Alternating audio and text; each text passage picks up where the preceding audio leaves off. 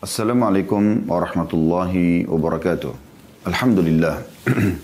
Selalu saja lisan kita memuji Sang Pencipta Allah atas segala nikmat yang dilimpahkan kepada kita. Juga kita panjatkan salam hormat kita, salawat dan taslim kepada Nabi besar Muhammad sallallahu alaihi wa ala alihi wa sahbihi wasallam sebagai bentuk kepatuhan kepada Allah yang telah memerintahkan kita untuk membacakan salawat kepada beliau, juga tentunya sebagai bentuk rasa terima kasih kepada jasa yang telah beliau berikan kepada kita semua, karena tanpa beliau dengan izin Allah subhanahu wa ta'ala maka tidak akan sampai agama Allah kepada kita.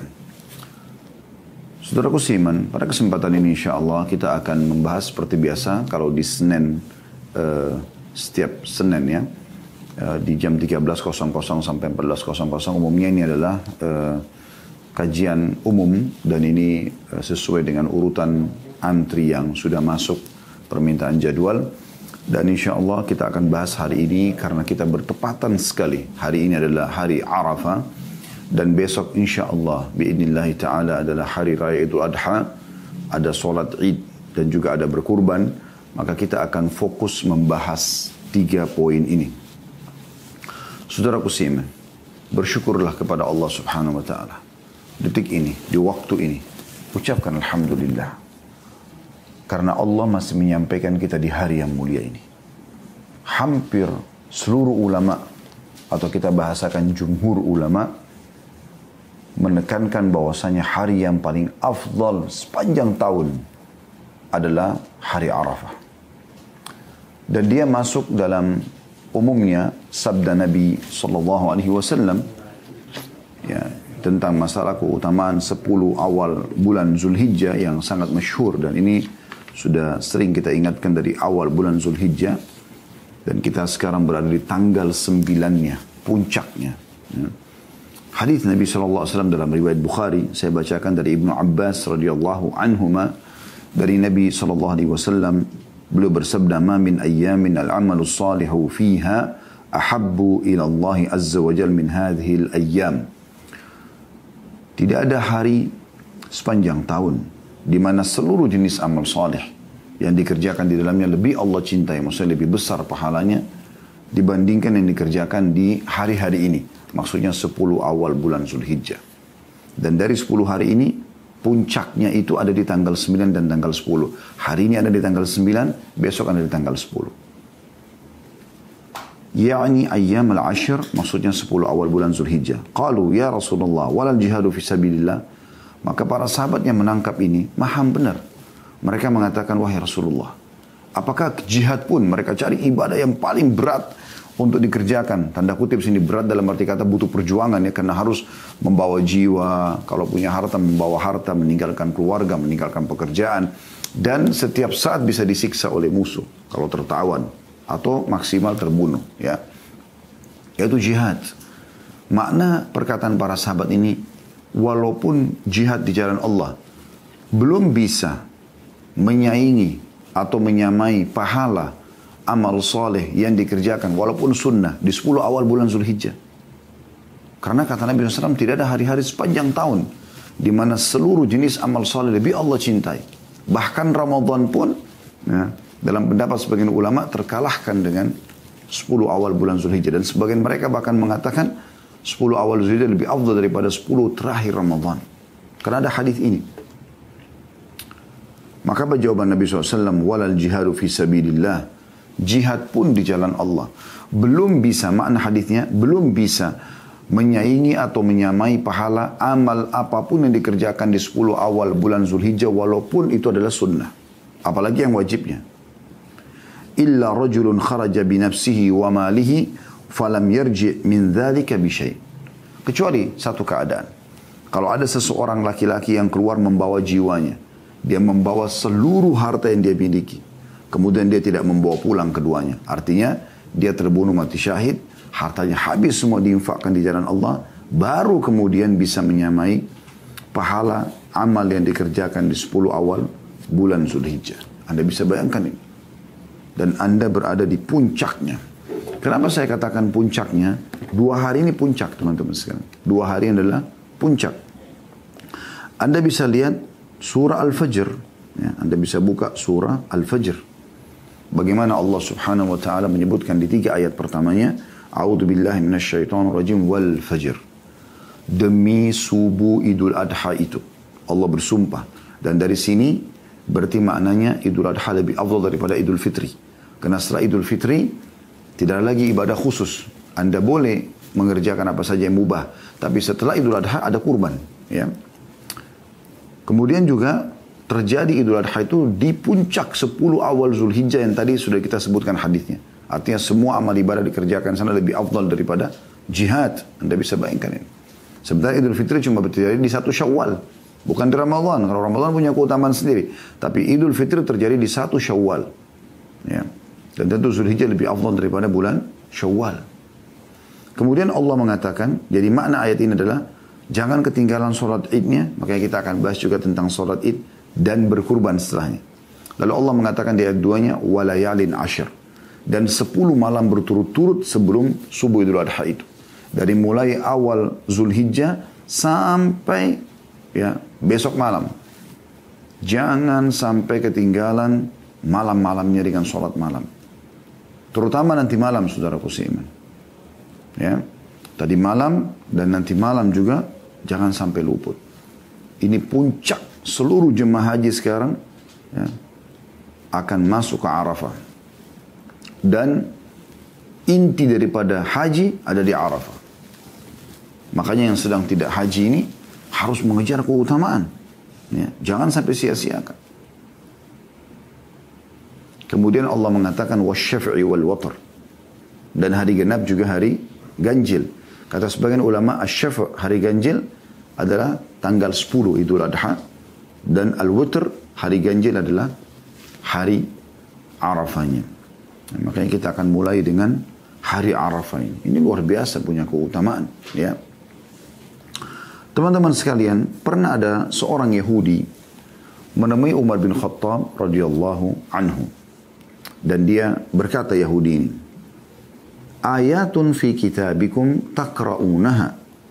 Lau alaina ma'asyaral Yahudi nazalat lattakhadna dhalikal yawmi 'ida. Ada satu ayat dalam kitab kalian, kata orang Yahudi ini kepada Umar bin Khattab, kepada muslimin,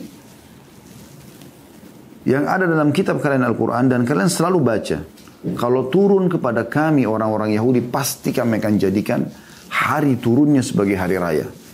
Kami akan selalu mengenang. Qala ayyu ayah. Kata Umar, ayat apa yang kau maksudkan? Qala, Yahudi itu mengatakan, Yahudi ini menghafalnya. Al-yawma akmaltu lakum dinakum wa atmamtu alaikum ni'mati wa raditu lakumul islam dina. Hari ini aku sempurnakan agama kalian. Aku sempurnakan nikmat kepada kalian dan aku ridho Islam sebagai agama kalian. Ayat ini ada dalam surah Al-Maidah ayat 3, potongan ayat 3 karena ayat 3 cukup panjang ya. Di awal-awalnya menjelaskan tentang jenis-jenis hewan yang tidak boleh dimakan kalau dia menjadi bangkai, ya, mati karena tertanduk oleh temannya dan seterusnya. Intinya di pertengahan ayat itu atau mendekati akhir Allah sebutkan tentang potongan ayat ini. Maka Umar bin Khattab lalu mengatakan, qala Umar, qad arafna dhalika al-yawmi wal makanu alladhi nazalat fihi ala nabi sallallahu alaihi wasallam. Sungguh kami benar-benar tahu hari apa turun ayat itu. Dan ya, di mana turunnya kepada Nabi sallallahu alaihi wasallam. Wa huwa qa'imun bi Arafah yauma Jum'ah. Sesungguhnya ayat itu turun pada saat beliau sedang berdiri di Arafah dan terjadi di hari Jumat. Ini menyebutkan tersendiri teman-teman sekalian tentang luar biasanya kedudukan hari Arafah. Sampai Allah turunkan akhir ya, penjelasan bahwasanya agama ini sudah sempurna. Tidak butuh lagi ajaran lain, nggak butuh lagi ditambah, nggak butuh dikurangin. Dan ayat ini juga menandakan tentang dekatnya wafatnya Nabi SAW pada saat itu. Karena beliau sudah menunaikan semua amanah. Makanya pada saat haji wada, dan haji itu dikenal dengan haji perpisahan. Itu haji pertama Nabi SAW dan juga haji terakhir beliau. Karena setelah itu beliau wafat. Alaihissalatu wassalam. Dan beliau mengatakan dalam khutbahnya yang panjang, mungkin aku tidak akan bertemu lagi dengan kalian setelah tahun ini. Ya. Maka ada seorang sahabat mengatakannya, Rasulullah, sepertinya ini khutbah perpisahan. Kata Nabi SAW. Ya, iya. Ya. Maka mereka mengatakan nasihatkanlah, nasihati kami. Lalu Nabi SAW sampaikan nasihat yang cukup panjang dalam khutbah hari Arafahnya. Dan hadis ini riwayat Bukhari dan juga Muslim. Demikian juga Umar bin Khattab memastikan kalau ini adalah hari raya kaum muslimin. Ya. Itu hari Arafah, luar biasa gitu. Disebutkan dalam sebuah riwayat bahwasanya bukan Umar bin Khattab tapi Abdullah bin Abbas radhiyallahu anhu, sahabat Nabi yang lain mengatakan surah Al-Maidah ayat 3 turun pada hari Id, hari raya. Hari Jumat di Arafah. Kemudian Umar mengatakan, keduanya hari Jumat dan hari Arafah adalah hari raya bagi kami. Jadi dari Ibnu Abbas mengatakan, lalu Umar juga mengatakan, ini adalah hari raya. Berarti memang ini kita sedang berada di hari raya yang mulia. Bukan cuma sekedar hari Arafah biasa. Gitu kan. Dan ini luar biasanya teman-teman sekalian. Hari Arafah ini dinyatakan oleh para ulama dan dipastikan oleh mereka. Sebagaimana dinukil dari riwayat Anas ibn Malik radhiyallahu anhu, hari Arafah lebih utama daripada 10.000 hari. 10.000 hari. Jadi Anda beribadah pada hari ini sama dengan 10.000 hari. Anda ingat Lailatul Qadar ya, lebih baik daripada apa? 1000 bulan. Ya. Kan begitu. Atau 83 tahun plus 4 bulan gitu kan. Nah ini 10.000 hari. Dan Atha bin Abi Rabah, seorang ulama tabi'in berkata, barang siapa yang berpuasa pada hari Arafah, hari ini, maka ia mendapatkan pahala seperti berpuasa 2000 hari. Anda bisa bayangkan ini bagaimana keutamaan hari ini. Maka kita jadikan sebagai tema khusus teman-teman sekalian. Ya. Bahkan sebagian mereka menganggap bahwasanya hari Arafah adalah yang disebut dengan Haji Akbar. Puncaknya haji. Kenapa? Karena Nabi SAW bersabda, Al-Hajju Arafah. Haji itu puncaknya di hari Arafah. Di hari ini. Dan bagi teman-teman yang tidak sedang haji seperti kita sekarang, saya mengajak Anda niatkan dalam hati. Tuluskan niat dalam hati. Kalau seandainya Allah subhanahu wa ta'ala memudahkan kita untuk haji, kita akan haji. Karena kata Nabi SAW, Man hamma bihasanatin walam ya'malha, kutiba lahu hasanatun kamilah. Siapa yang niat mengerjakan satu ibadah, dan dia belum bisa melakukannya, dia punya uzur. Dia mau sholat malam tapi dia ketiduran. Bukan dia sengaja. Dia mau haji tapi dia nggak bisa. Sekarang pandemi nggak bisa, corona. Yang bisa cuman orang yang di dalam saja. Gitu kan. Allah memilih mereka sekitar 60.000 orang saja yang diizinkan kurang lebih untuk haji ya. Yang biasanya jutaan gitu kan. Maka kita dianjurkan untuk yang tidak sedang haji berpuasa. Memperbanyak ibadah. Jenis-jenis ibadah di hari Arafah ini adalah puasa. Puasa sunnah. Niatkan puasa hari Arafah.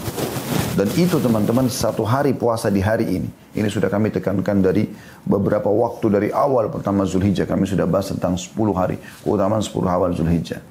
Kalau Anda yang memang baru mendengarkan pada hari ini, Anda perbanyak ibadah yang lain kalau tidak sempat puasa. Anda yang punya uzur karena haid misalnya wanita, niatkan dalam hati. Kalau seandainya ada kesempatan Anda akan lakukan, ya. Maka saya menganjurkan tadi, saya kembali kepada perkataan saya, niatkan haji dulu, ya, supaya kita dapat pahala haji walaupun kita tidak haji. Yang kedua, Anda jangan kehilangan puasa Arafah. Karena Nabi SAW pernah ditanya teman-teman tentang keutamaan puasa pada hari ini. Ini luar biasa keutamaannya. Kata Nabi SAW, Siyamu yawm Arafah, ahtasibu ala Allahi an yukaffira sanata allati qablahu wassanata allati ba'dahu. Kata Nabi SAW, aku berharap, dan itu dipastikan ya, bahwasanya puasa hari Arafah bisa membersihkan dosa-dosa setahun yang lalu dan setahun yang akan datang. 730 hari dosa kita dimaafkan. Setahun yang lalu, itu umum, orang semua fahami. Dosa kita pernah lakukan, tapi dosa kecil ya. Kalau dosa besar butuh taubat nasuha. Karena kata Imam Nawawi rahimahullah, kalau orang berbuat dosa besar, dianjurkan untuk taubat nasuha dengan 3 syarat mutlaknya. Yaitu meninggalkan dosa itu seketika. Lagi zina, lagi bohong, lagi riba, berhenti. Yang kedua, menyesali. Yang ketiga, berjanji sama Allah tidak mengulanginya. Tapi dosa-dosa kecil dimaafkan oleh Allah subhanahu wa ta'ala. Satu hari puasa hari ini teman-teman, sedikit menahan haus dan lapar. Berita gembira bagi Anda yang sempat berpuasa. Semoga Allah ikhlaskan niat kita semua. Dari azan subuh sampai maghrib. Itu saja. Maka terbersihkan dosa Anda 365 hari yang lalu, 1 tahun yang lalu. Dan yang luar biasa, 1 tahun ke depan, dosa-dosa kecilnya sudah dimaafkan. 365 hari ke depan. Dan hadis ini hadis sahih riwayat Muslim, nomor 1162. Ya. Dan hadis ini masalah lanjutannya sebenarnya tapi berhubungan dengan puasa hari Ashura.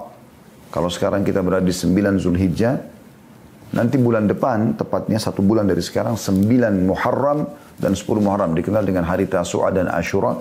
Masalah lanjutan hadis ini mengatakan, wasiyamu yaumi Ashura ahtasibu ala Allahi ayukaffara sanata allati qablah. Dan puasa hari Ashura, tanggal 10 Muharram yang diikuti juga dengan 9-nya, ya, agar tidak sama dengan Yahudi. Aku berharap, kata Nabi SAW, dimaafkan dosa setahun yang lalu. Jadi ini pengampunan luar biasa dari Allah Subhanahu wa Ta'ala. Jadi selain Anda niatkan haji, karena Anda tidak haji, kalau Anda yang diberikan kesempatan haji luar biasa, karena saya juga berhubungan sama teman-teman orang Indonesia di sana yang Masya Allah, mereka punya kesempatan, Allah berikan mereka haji. Semoga Allah kabulkan. Kita yang tidak bisa, kita niatkan dalam hati dengan tekad yang benar. Kalau Allah berikan kesempatan, sebenarnya kita akan lakukan. Karena akan kita dapatkan keutamaannya. Kemudian puasanya. Kemudian teman-teman, ya, jangan pernah luput. Ya. Yang ketiga, Anda memohon kepada Allah Subhanahu Wa Taala pada hari ini. Perbanyak doa, terutama ya, Anda memohon agar diselamatkan dari api neraka. Karena memang ada hadis Nabi SAW, ini amalan yang ketiganya. Kata Nabi SAW, ma min yawmin aktharu min an yu'tika Allahu fihi abdan minan nari min yawmi Arafah. Ketahuilah tidak ada hari yang paling banyak Allah memaafkan, Allah menghapus nama hamba-hamba yang dari api neraka dibandingkan hari Arafah. Mohon itu. Ya Allah, selamatkan aku dari api neraka. Selamatkan aku, kedua orang tua aku, kerabatku, orang-orang yang aku cintai dari api neraka. Mohon pada hari ini. Ya. Kemudian Allah Subhanahu Wa Taala juga mendekat pada hamba-hambanya di hari Arafah ini. Sebagaimana lanjutan hadis, wa innahu la yadnu thumma yubahi bihimul malaika fayaqulu ma arada haula. Kemudian Allah Subhanahu Wa Taala ya, pada hari Arafah itu mendekat pada mereka dan juga membanggakan mereka di depan para malaikatnya. Sambil mengatakan apa yang diinginkan oleh mereka. Maksudnya saya akan berikan semuanya. Baik itu orang hadir di Arafah ataupun kita yang sedang tidak hadir tapi kita memuliakan hari ini. Dengan puasa dan tentu amal-amal yang lain juga cukup banyak kita dianjurkan untuk lakukan. Tapi ini luar biasa keutamanya teman-teman sekalian. Ya. Di dalam hadis yang lain, ya, kata Nabi SAW, dan ini semua hadis sahih, tadi itu riwayat Muslim dan sekarang juga hadis riwayat Imam Ahmad. Kata Nabi SAW, Inna Allah Azza wa Jal yubahi malaikatahu ashiyata Arafah bihani Arafah fayaqul unzuru ila ibadi atawni sya'than ghabra atau ghubra. Ya. Sesungguhnya Allah berbangga kepada para malaikatnya pada sore hari di hari Arafah. Pada orang-orang yang ada di Arafah sambil mengatakan, lihatlah keadaan hambaku, mereka mendatangiku dalam kondisi kusut dan berdebu. Dan ini punya keutamaan tersendiri teman-teman sekalian. Bagaimana Allah Subhanahu Wa Taala memuliakan mereka. Maka yang tidak sempat hadir jangan luput. Bagaimana kita memuliakan hari ini dengan memperbanyak amal. Memperbanyak amal. Nabi SAW juga bersabda dalam sebuah hadis ya, yang sahih riwayat Tirmidzi, khairud du'a du'a'u yawma Arafah. Du'a'u yawmi Arafah. Ketahuilah doa yang paling baik. Maksudnya paling baik adalah paling Allah cintai, paling besar pahalanya, paling diterima oleh Allah SWT adalah hari Arafah. Ini hari ini. Doa apapun sampaikan. Selama itu baik. Wa khairu ma qultu ana wan nabiyuna min qabli la ilaha illallah. La ilaha illallah wahdahu la syarikalah. Lahul mulku wa lahul hamdu wa huwa ala kulli syai'in qadir. Dan ketahuilah yang paling baik yang aku ucapkan dan nabi-nabi sebelumku adalah mengucapkan la ilaha illallah wahdahu la syarikalah. Lahul mulku wa lahul hamdu wa huwa ala kulli syai'in qadir. Ini diulang-ulangi terus. Mungkin Anda akan bertanya, kan itu zikir Ustaz. Tidak ada doa di dalamnya. Maka Anda perlu ketahui, hari ini adalah hari mentauhidkan Allah Subhanahu wa taala. Hari ini pengakuan terhadap keesaan Allah Subhanahu wa taala. Dengan Anda mengikrarkan tauhid kepada Allah, setelahnya sampaikan hajatmu hai muslim. Bukan berarti hanya zikir ini saja. Karena Nabi SAW mengatakan ini adalah yang terbaik. Artinya buka semua doamu dengan ini. La ilaha illallah wahdahu la syarikalah, lahul mulku wa lahul hamdu wa huwa ala kulli syai'in qadir. Ini pentauhidan yang luar biasa. La ilaha illallah wahdahu la syarikalah. Tidak ada Tuhan yang berhak disembah. Artinya kita disadarkan kembali tentang tauhid. Tidak ada lagi tempat bergantung, memohon, meminta, takut, cinta, manja kecuali kepada Allah. Tidak ada sekutu bersamanya. Tidak perlu mencari partner-partnernya Allah. Tidak ada sekutu bersamanya. Miliknya lah segala kerajaan. Jadi kecil semua kerajaan yang dimiliki oleh manusia. Dia pemilik raja yang sebenarnya. Salah satu sifat Allah, Malikal Mulk, Lahul Mulk, Walahul Hamd, dan segala puji-pujian miliknya. Wa huwa ala kulli syai'in qadir, dan dia mampu mengerjakan apapun yang dia inginkan. Anda bayangkan Anda mengatakan wa huwa ala kulli syai'in qadir, lalu Anda sampaikan hajat Anda. Ya Allah, selamatkan aku dari api neraka. Ya Allah, ganti semua dosa-dosaku menjadi pahala. Ya Allah, mudahkan urusanku. Ya Allah, lunasi utangku. Ya Allah, panjangkan umurku di atas ketaatan. Ya Allah, masukkan aku dalam surga. Berikan hidayah si fulan, berikan hidayah si fulana. Kita doakan semuanya. Ini kesempatan, ini hari emas yang luar biasa. Ya. Jangan sampai lewat kesempatan ini. Ya. Dan ini makna bertauhid kepada Allah Subhanahu wa taala. Jangan sampai luput masalah ini teman-teman sekalian, ya. Jadi hari ini adalah hari yang luar biasa, luar biasa. Sampai jemaah haji pun teman-teman sekalian, itu kalau yang tidak sakit misalnya dia sudah terlanjur niat haji, oleh pemerintah Saudi dikhususkan mereka untuk dibawa pakai ambulan pun, walaupun pakai diihramkan, kemudian walaupun di atas ambulannya. Yang penting dia hadir di Arafah. Karena ini puncak daripada ibadah itu. Siapa yang hadir di Arafah, dia sudah hadir di haji. Dan orang yang hadir di haji, maka kata Nabi SAW, wal hajjul mabrur laysa lahu jazaa' illa jannah. Haji yang mabrur mengikuti syarat dan rukun tidak ada balasannya kecuali surga. Ya. Keempat yang dianjurkan memperbanyak zikrullah. Ya. Tentu zikir yang paling afdal tadi sudah kita sebutkan, la ilaha illallah wahdahu la syarikalah, lahul mulku wa lahul hamdu wa huwa ala kulli syai'in qadir. Ya, namun di sini teman-teman, kita memang sudah dianjurkan untuk berzikir kepada Allah dari awal bulan Zulhijjah, ya, 10 hari bahkan 13 hari berturut-turut dari tanggal 1 sampai tanggal 13-nya. Itu kembali kepada firman Allah Subhanahu wa taala di dalam surah Al-Hajj. Ini memang bicara tentang haji, ya. Ayat 28 yang bunyinya a'udzubillahi minasyaitonir rajim wa yadhkuru ismallahi fi ayyamin ma'lumat, dan mereka menyebut, ya, nama-nama Allah, ya, pada hari-hari yang telah ditentukan, pada hari-hari yang ditentukan, ya. Dan para ahli tafsir menafsirkan dengan makna daripada ini, hari-hari ditentukan adalah 10 awal bulan Zulhijjah. Karena itu para ulama menganjurkan untuk memperbanyak zikir pada hari-hari tersebut. Berdasarkan hadis Ibnu Umar radhiyallahu anhu, fa'akthiru fihinna min at-tahlili wat-takbiri wat-tahmid.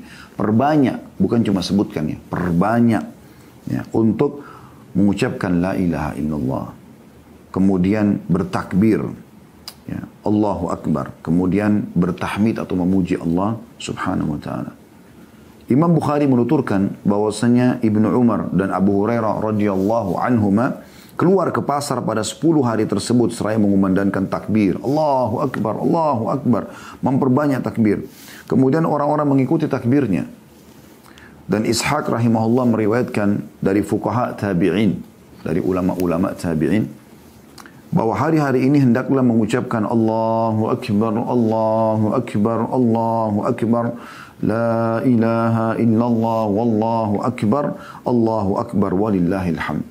Allah maha besar, Allah maha besar. Ada yang mengulangi 2 kali, ada yang riwayat mengulangi sampai 3 kali. Allah maha besar. Tiada ilah atau tidak ada Tuhan yang berhak disembah kecuali Allah. Allah maha besar, Allah maha besar. Segala puji hanya bagi Allah. Ini semua pengembalian kepada tauhid kepada Allah Subhanahu wa taala, ya.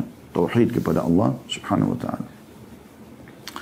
Dianjurkan juga untuk mengeraskan suara bertakbir di pasar, di jalan, di rumah, di masjid, dan lain-lainnya. sesuai dengan firman Allah SWT dalam surah Al-Baqarah ayat 185 yang bunyinya a'udzubillahi minasyaitonirrajim walitukabbirullaha ala ma hadakum wa la'allakum tashkurun, agar kalian mengagungkan Allah atas petunjuknya yang diberikan kepada kalian dan agar kalian bersyukur. Ini di hari-hari 10 awal Zulhijjah, bahkan sampai hari tasyrik, ya, tanggal 13 Zulhijjah. Dan ini saya ambil dari buku Dr. Abdullah bin Abdurrahman Al-Jibrin dan juga gabungan dengan Syekh Sa'id bin Ali Al-Qahtan. Ya. Juga dikatakan oleh mereka berdua adalah dinukil di sini, yaitu pada setiap saat baik siang maupun malam sampai sholat Id, dan disyariatkan pula takbir, ya, muqayyad, yaitu yang dilakukan setiap selepas atau selesai sholat fardu yang dilaksanakan dengan berjamaah. Ini habis sholat 5 waktu di masjid dianjurkan bacain, ya. Bagi selain jemaah haji dimulai dari sejak fajar hari Arafah. Jadi hari ini harusnya habis subuh tadi kita mulai baca Allahu Akbar, Allahu Akbar, Allahu Akbar. Tentu dari awal saja dianjurkan, tapi ini puncaknya yang muqayyad, yang terikat dengan waktu tertentu dari hari ini sampai hari tasyrik terakhir. Jadi 5 hari betul-betul ke depannya mulai hari ini. Dari subuh tadi mulai dianjurkan Allahu Akbar, Allahu Akbar, Allahu Akbar, la ilaha illallah, Allahu Akbar walillahil hamd.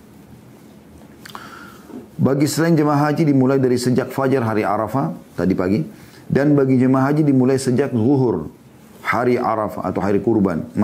Sejak zuhur hari raya kurban terus berlangsung hingga asar hari tasyrik atau hari terakhir tasyrik. Ya. Nah, ini biasanya kita melakukannya justru pada saat Idul Adha, ya, setelah Idul Adha. Sebenarnya dia lebih ditekankan pada waktu itu, ya. Pada waktu itu, pada waktu mulai subuh hari Arafah sampai terakhir hari tasyrik, ya. Ini termasuk anjurannya.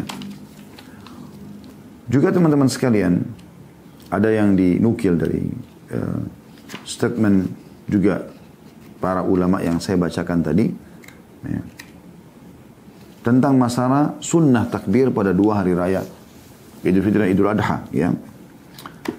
Saya ulangi kembali, beliau mengatakan ada takbir mutlak, ya, yaitu takbir yang tidak dibatasi dengan usai sholat 5 waktu. Bebas, tadi kayak di pasar, di jalan, di mobil, ya, di ruang tamu, terus baca ini. Ajak anak-anak membacanya.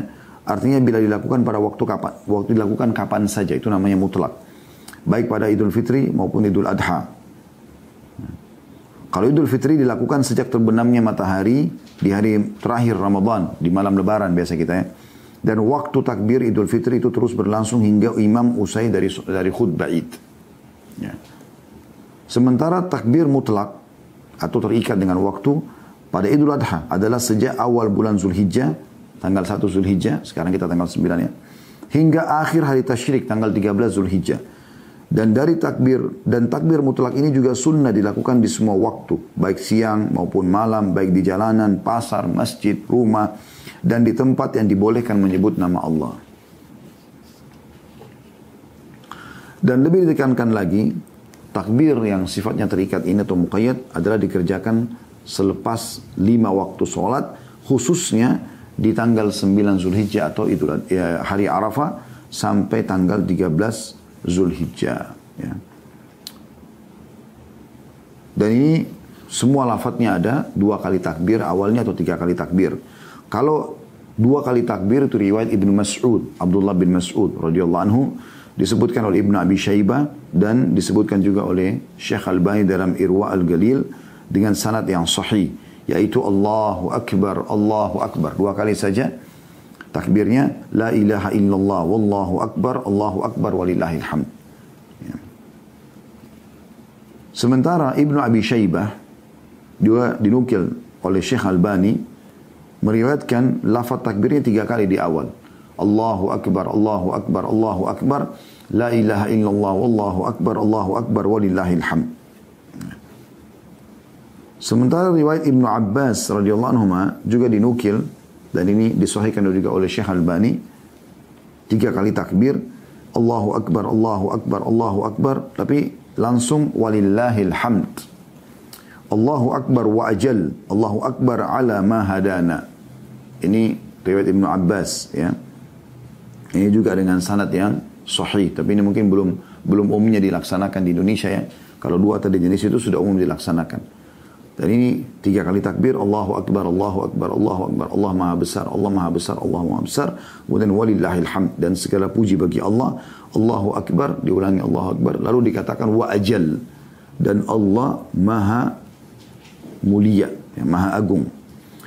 Allahu Akbar ala ma hadana, Allah Maha Besar terhadap apa yang, atau terhadap petunjuk yang Dia telah berikan kepada kami. Ini dianjurkan juga dibaca di hari Arafah dan diikuti juga dengan Id. Ya, setelah sholat Id atau sebelum sholat Id besok pagi habis subuh sampai nanti hari tasyrik. Tanggal 13. Besok kan tanggal 10 Zulhijjah. Tanggal 11, tanggal 12, tanggal 13 terus dibaca sampai waktu terbenamnya matahari di tanggal 13 Zulhijjah. Jadi ini jangan sia-siakan karena ini termasuk ya ucapan yang sangat dianjurkan yang dibaca di hari-hari ini. Dan juga dikeraskan suara ya. Dikeraskan suara, bukan tidak dikeraskan suara. Maka ini yang berhubungan dengan masalah hari Arafah. Maka jangan sia-siakan teman-teman sekalian. Ya. Kalau Anda ada yang punya kenalan, ya, mereka hadir di haji, titip doakan saya. Gitu. Baik. Kita akan masuk kemudian yang ibadah jenis yang kedua, yaitu sholat Idnya. Besok pagi insya Allah ya. Dan sholat ini teman-teman sekalian sangat dianjurkan untuk dikerjakan.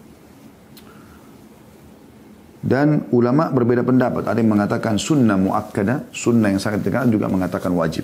Ya, ada juga yang mengatakan wajib. Hadisnya Ummu Atiyah radhiyallahu anha amarna ta'ni Nabi sallallahu alaihi wasallam an nakhruja fil 'idain al-awatiq wa dhawatil khuduri وذوات خدور وأمر الحيض أن يعتزلن مصلى المسلمين. Artinya Nabi SAW memerintahkan kepada kami pada saat sholat Id, Idul Fitri dan Idul Adha, agar mengeluarkan para gadis yang baru beranjak dewasa dan wanita yang dipingit, begitu pula wanita yang sedang haid. Namun beliau memerintahkan para wanita yang haid untuk menjauhi tempat-tempat saf sholatnya orang yang sholat. Mereka cuma hadir keluar melihat syiar Islam itu. Ini yang berhubungan dengan masalah sholat Idnya. Dan dalil yang sangat masyhur tentang masalah ini selain hadis tadi adalah firman Allah SWT dalam surah Al-Kautsar. Surah Al-Kautsar di ayat 2-nya a'udzubillahi minasyaitonir fasalli rabbika wanhar, dan sholatlah Idul Fitri itu, Idul Adha itu ya, dan berkurbanlah setelahnya ya. Dan ini sangat dianjurkan tentu untuk dilakukan.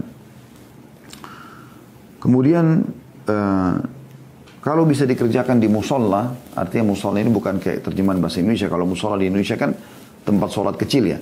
Kalau dalam bahasa Arab sebenarnya musola itu adalah tempat sholat yang dilakukan atau lapangan luas yang dipakai untuk sholat. Itu namanya musola. Nah, disebutkan dalam sebuah riwayat ya, yang sahih bahwasanya Abu Sa'id al-Khudri mengatakan radhiyallahu anhu, kana Rasulullah SAW yakhruju yaumal fitri wal adha ila al-musalla. Nabi SAW keluar mengerjakan sholat Idul Fitri Idul Adha ke musola ya. Yang tadi saya bilang dikerjakan di tempat luas yang luar ya, di lapangan. Diriwayatkan oleh Bukhari dan Muslim. Artinya riwayatnya riwayat yang sahih ya, kalau Nabi SAW keluar ke musola. Tetapi kalau tidak memungkinkan, maka boleh saja tentunya sholat di masjid. Kalau seperti sekarang di masa pandemi, di mana memang Anda tergantung wilayah Anda masing-masing, pemerintah setempat menetapkan apa, kalau dibolehkan sholat itu alhamdulillah Anda keluar. Dan ingat ini juga dianjurkan bagi wanita. Bahkan anak-anak gadis yang mungkin tidak selalu dipinggit di rumah, tidak dikeluarkan, wanita yang sedang haid dikeluar. Ya, walaupun mereka tidak ikut sholat, misalnya yang berhalangan yang haid ini, ya, tapi mereka dianjurkan untuk melihat syiar Islam itu, hadir mendengarkan khutbahnya. Ya. Juga Nabi SAW teman-teman menganjurkan beberapa hal di saat sholat Id ini ya.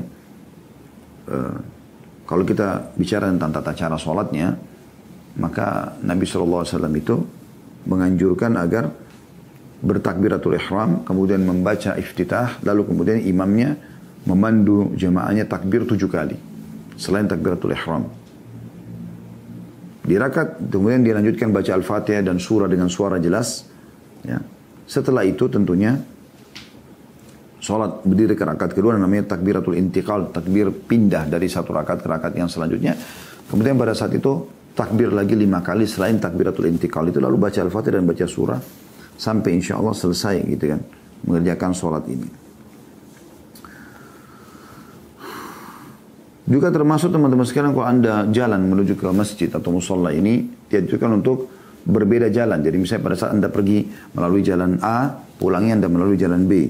Sesuai dengan riwayat yang sahih, kata Jabir radhiyallahu anhu, karena Nabi sallallahu alaihi wasallam idza kana yaumu 'idin khalafa at-tariq. Nabi SAW ya, ketika sholat Id maka beliau lewat jalan yang berbeda ketika berangkat dan pulang. Ya. Ini di antara hikmah itu untuk agar kita melihat kaum muslimin yang rame-rame pada saat mereka bubar ya. Juga anjurannya kalau anda mampu, kalau tempatnya tidak jauh anda jalan kaki. Sebagaimana disebutkan juga dalam hadits Ibnu Umar radhiyallahu anhuma, karena Rasulullah SAW yakhruju ila al-'id mashiyan wa yarji'u mashiyan. Nabi SAW keluar sholat Id dengan jalan kaki dan pulang juga dengan jalan kaki. Tentu ini bila memungkinkan misalnya sholat dekat rumah dan seterusnya. Dan sholat Id ini tidak dimulai dengan sholat qabliyah atau ba'diyah. Dia hanya sholat saja. Ya. Sebagaimana disebutkan dari hadits Ibnu Abbas radhiyallahu anhuma, anna Rasulullah SAW kharaja yawma adha au fitri fasalla raka'ataini lam yusalli qablaha wala ba'daha. Nabi SAW kalau keluar sholat Id Adha atau Idul Fitri, beliau sholat 2 rakaat, tapi tidak diikuti sholat sunnah sebelumnya ataupun sesudahnya. Jadi nggak ada qabliyah dan ba'diyahnya. Tidak ada juga azan dan iqamah. Disebutkan dalam hadis ya, yang sahih juga dari Jabir bin Samurah radhiyallahu anhu, bahwasanya beliau berkata, "Shallaitu ma'a Rasulillah sallallahu alaihi wasallam al-Idain." Aku sholat bersama Nabi SAW 2 sholat hari raya, Fitri dan Adha. Ya. Ghaira marrah, bukan 1 kali, wala marratain, bukan juga 2 kali. Bighairi adhan wala iqamah, tanpa ada azan, tanpa ada iqamah ya. Ini perlu kita titipkan walaupun teman-teman sudah tahu, tapi ada sebagian orang belum tahu ya.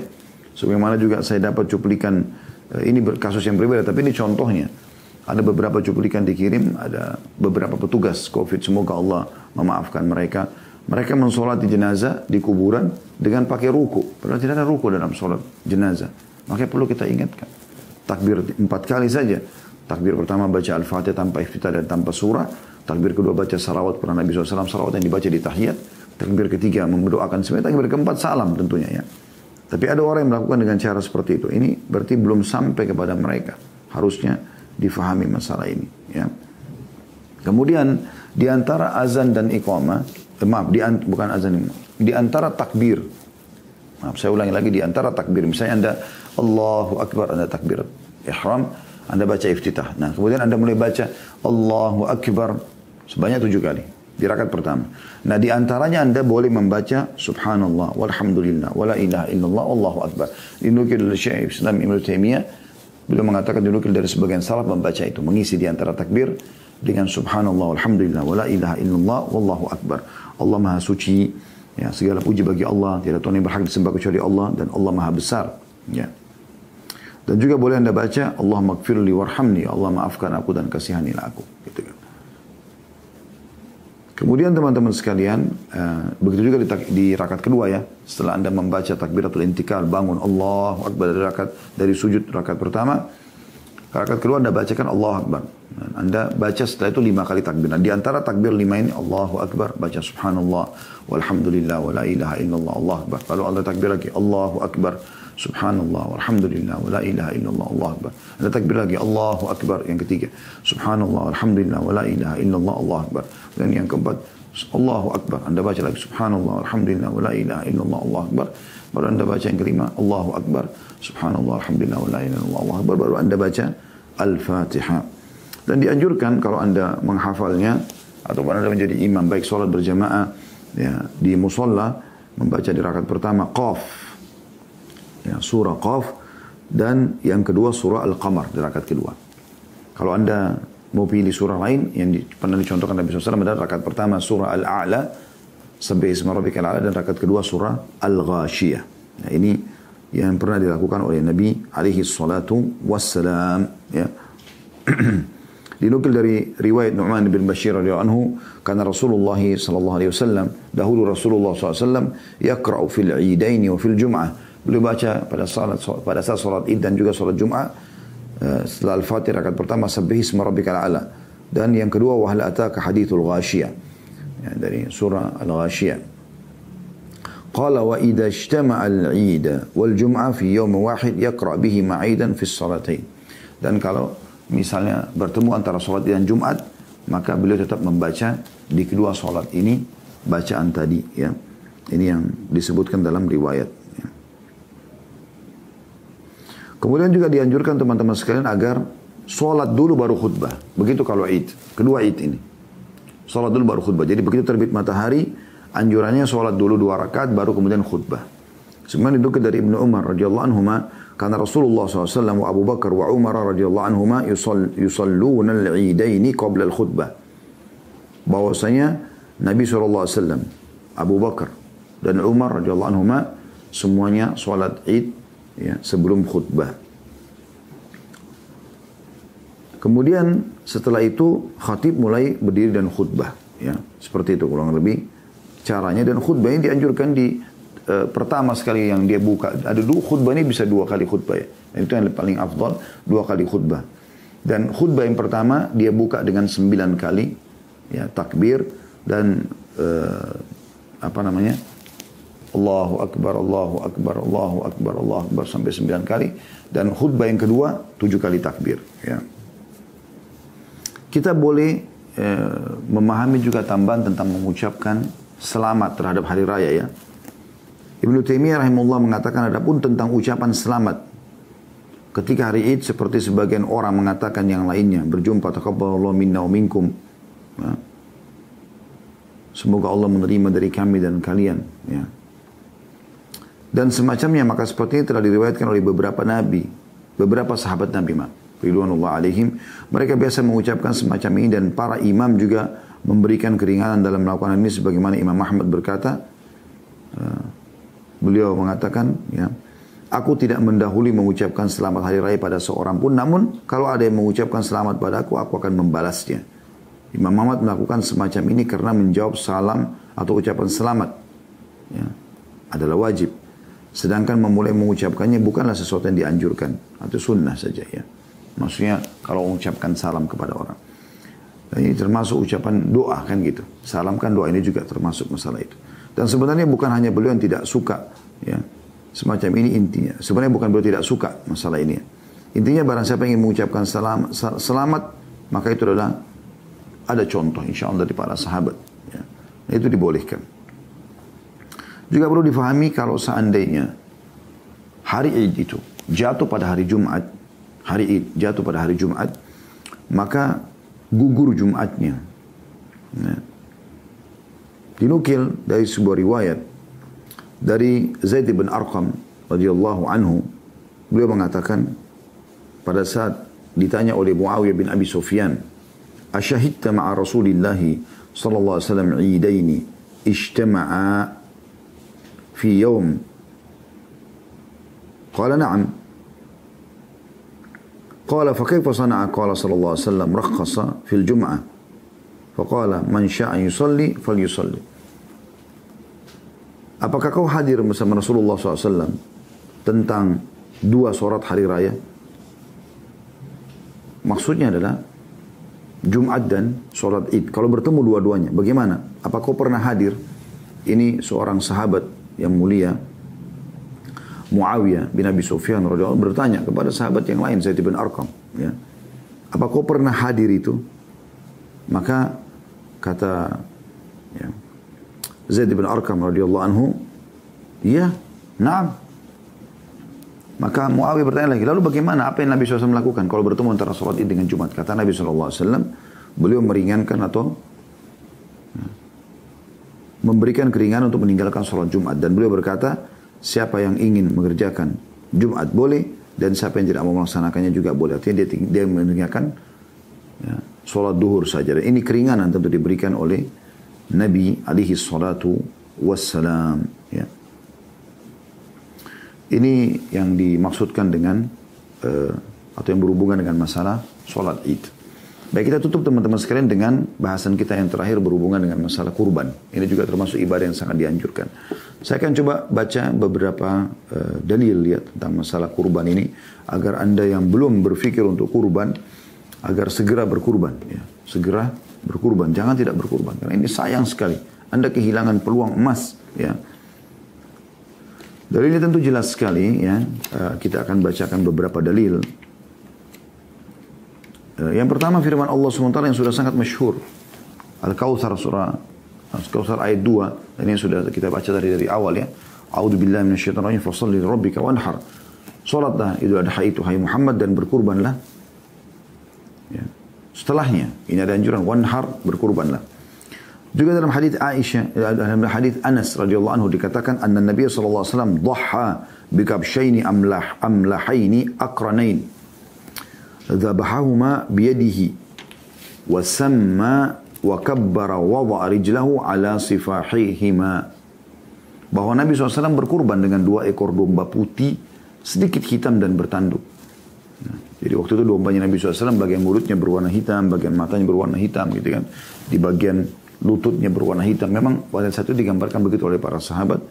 Kemudian bertanduk. Beliau menyembelih keduanya dengan tangan beliau sendiri. Ini berarti lebih afdal Anda kalau bisa sembelih sendiri. Kalau tidak, maka nggak ada masalah. Di mana beliau mengucapkan ya, basmalah dan juga bertakbir. Bismillah, Allahu Akbar. Dan meletakkan kaki beliau di bagian samping lehernya. Ya.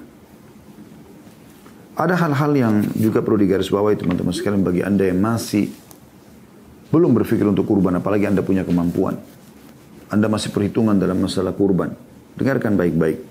Hadits Abu Hurairah radhiyallahu anhu dan hadits ini juga hadits yang sahih ya. Disnukil dari oleh Al-Mundhiri dan disahihkan oleh Syekh Al-Albani dalam Sahih Targhib wa Tarhib bahwasanya Rasulullah SAW bersabda man wajada sa'atan li an yudahhiya falam yudahhi fala yahdur musallana. Barang siapa yang mendapatkan kelapangan untuk berkurban namun dia tidak berkurban maka janganlah dia datangi tempat solat kami. Dan Nabi SAW marah sama orang ini. Kenapa enggak berkurban? Sebab dia punya kemampuan. Juga kalau Anda mau berkurban teman-teman sekalian, usahakan mengikuti adab-adabnya ya. Banyak adab-adab yang harus diperhatikan seperti misalnya harus menajamkan pisau ya. Kemudian juga tidak boleh menyiksa hewan tersebut ya. Ingatlah sabda Nabi SAW bertakwa kepada Allah dalam hal ini ya, karena ada orang menyiksa hewan dengan membantingnya dengan kasar, dengan menyeretnya dan segala macam. Karena Nabi SAW mengatakan dari hadis Shaddad bin Aus radhiyallahu anhu, Inna Allah katabal ihsana ala kulli syai. Allah telah mencatatkan kebaikan, memerintahkan kebaikan, kelemah lembutan, kesantunan pada segala sesuatunya. Fa'idha qataltum fa ahsinul kitla. Kalau kalian harus membunuh pun bunuh dengan cara yang baik. Bunuh musuh pun dengan cara yang baik. Tusuk mati selesai, enggak ada mutilasi. Wa idza dzabhtum fa ahsinuz dzibha. Dan kalau kalian menyembelih, perbaguslah sembelihan itu. Wal yuhidda ahadukum syafratahu wal yurih dzabihata. Maka hendaklah kalian menajamkan pisaunya dan membuat nyaman sembelihannya. Membuat nyamannya artinya tidak kalau lagi makan jangan diberhentikan, jangan dipaksa diseret. Dan saya juga anjurkan teman-teman panitia kalau menyembelih jangan memperlihatkan hewan-hewan kurban yang lain teman yang sedang disembelih. Karena itu akan membuat dia stres dan akhirnya bisa berpengaruh pada kualitas dagingnya. Sementara kita dianjurkan makan daging tersebut. Dan dalam sebuah riwayat Nabi SAW mengingatkan kalau hari Idul Adha itu dengan 3 hari tasyrik setelahnya adalah hari makan. Dan juga makan. Bahkan tidak boleh orang berpuasa di 4 hari ini. Satu-satunya bulan yang puasa Ayyamul Bidnya, puasa tanggal 13, 14, 15 itu ditunda. Teman-teman sekalian dimundurkan jadi 14, 15, 16 itu di Zulhijjah ini karena masih ada hari tasyrik. Hari terakhir, tanggal 13 itu. Ya. Dan Ibnu Abbas menukil mengatakan, Marra Rasulullah SAW ala rajulin wadi'un rijlahu ala safhati syat. Ya. Wahuwa yuhiddu syafratah, wahiyya talhadhu ilaihi bibasariha. Qala afala qabla hadha, awala turidu an tumitaha maitat. Artinya, Nabi SAW melewati seorang laki-laki yang meletakkan telapak kakinya di atas perut atau lambung dombanya yang dia mau sembelih. Dan kemudian dia menajamkan pisau sambil domba itu melihat dia mengasap pisau itu. Maka kata Nabi SAW, kenapa kau tidak lakukan sebelum ini? Kenapa kau tidak asap pisaumu sebelum kau akan sembelih? Apakah kau ingin membunuhnya beberapa kali? Umar bin Khattab juga pernah menemukan ada orang yang menyeret dombanya sambil teriak-teriak. Akhirnya Umar mengatakan, apakah kau akan membunuhnya beberapa kali? Maka ini dianjurkan untuk hati-hati dalam masalah-masalah seperti ini ya. Jadi jangan sampai kita melanggar ini. Kemudian juga perlu diketahui bahwasanya anjuran untuk berkurban di 3 jenis hewan. Ya, 3 jenis hewan, yaitu unta, dan ini tidak ada yang menyerupainya, maka unta. Dan ini bisa, umurnya harus genap 5 tahun ya. Dan boleh sampai 7 orang bergabung di situ. Yang kedua sapi, ini 2 tahun minimal umurnya. Di bawah 2 tahun nggak boleh disembelih.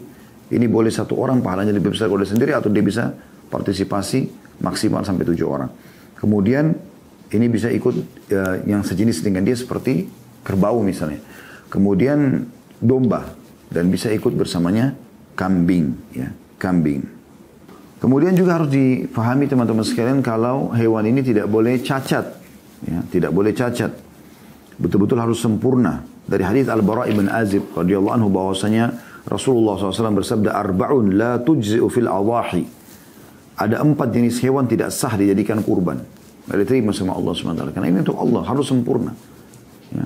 Bahkan para sahabat ridwanullah alaihim, mereka mencari domba yang paling bagus. 6 bulan sebelum Idul Adha mereka sudah beli, lalu mereka gemukkan, mereka jaga sekali dirawat, baru kemudian mereka sembelih untuk Allah yang terbaik. 4 ini, yang pertama adalah al-awra'ul bayyinu awaruha. Yang pertama adalah cacat sebelah matanya dengan cacat ya yang jelas. Satu mata cacat tidak boleh, apalagi kalau dua-duanya. Ya, hewan yang buta nggak boleh.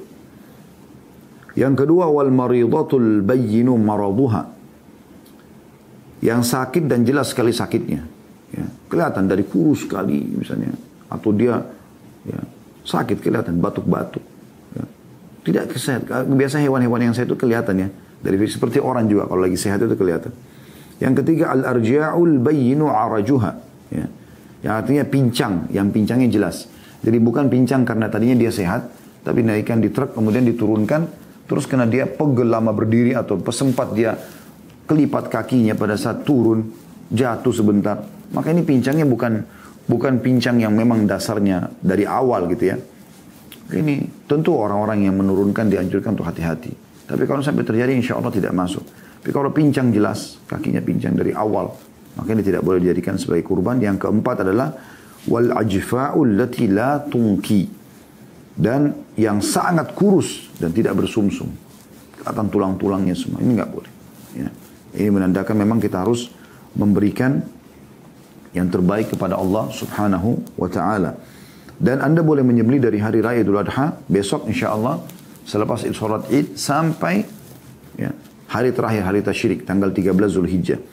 Dan Nabi SAW disebutkan dalam riwayat ya, dari hadis Al-Bara' ibn Azib radhiyallahu anhu, bahwasanya Rasulullah SAW bersabda, man shalla salatana wa nasaka nusukana faqad asaba an-nusuk wa man dhabaha qabla an yusalliya falyu'id makanaha ukhra. Barang siapa yang sholat seperti sholat kami, setelah terbit matahari baru sholat, Idul Fitri Idul Adha sama, dan menyembelih seperti sembelihan kami. Hewan-hewan yang dipilih, unta, sapi ataupun domba, yang bisa sejenis tadi kalau kerbau di sapi, kambing di domba. Maka tentu dengan umurnya juga ya tadi, bebas juga dari cacat, maka dia telah benar sembelihannya. Dan barang sampai menyembelih sebelum sholat Id, habis subuh sudah sembelih, maka dia harus menyembelih lagi sebagai gantinya. Dan itu berlanjut terus sampai hari tasyrik karena sabda Nabi SAW dari hadis Jubair bin Mut'im radhiyallahu anhu, beliau bersabda SAW, kullu ayyami tasyriki dzabh. Semua hari tasyrik adalah waktu untuk berkurban. Dan ini hadis Bukhari, Muslim, yang tadi yang masalah Nabi SAW menyuruh berkurban lagi orang yang berkurban sebelum sholat Id. Dan masalah semua hari tasyrik adalah hari sembelih, diriwayatkan Ahmad, Al-Baihaqi, Ibn Hibban, Darul Qutni, dan Al-Haythami juga menyebutkan, dan semua mereka mensahihkannya. Yang paling utama adalah menyembelih langsung setelah sholat id. Walaupun boleh setelahnya. Boleh misalnya habis asar atau hari pertama tasyrik sampai hari terakhir tasyrik. Itu boleh.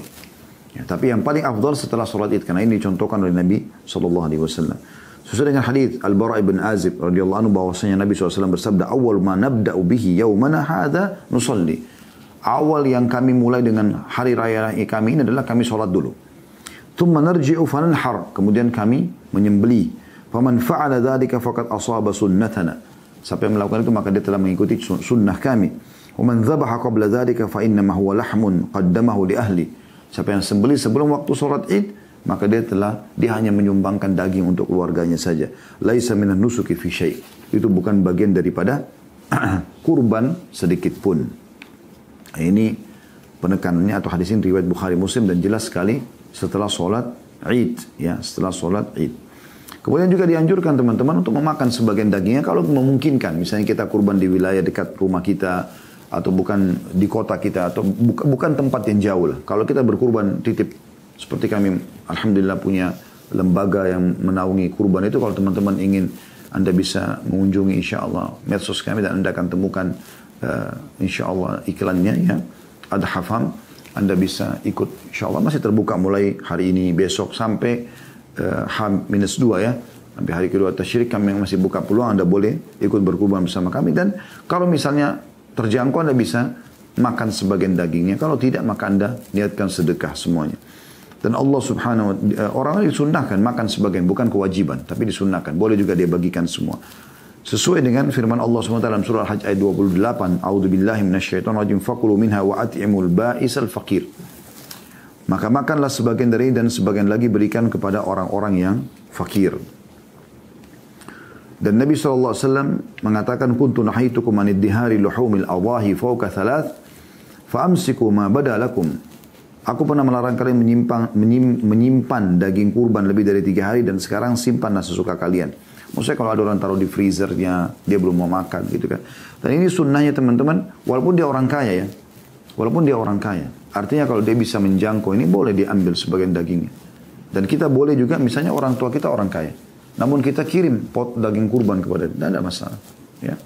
Saya kadang-kadang kalau habis kurban, kita membawa kepada tetangga-tetangga dekat, lalu kita membagikan. Walaupun mereka sebenarnya orang-orang mampu gitu kan. Tapi ini termasuk bagian daripada yang dianjurkan ya di dalam agama kita. Allahu a'lam.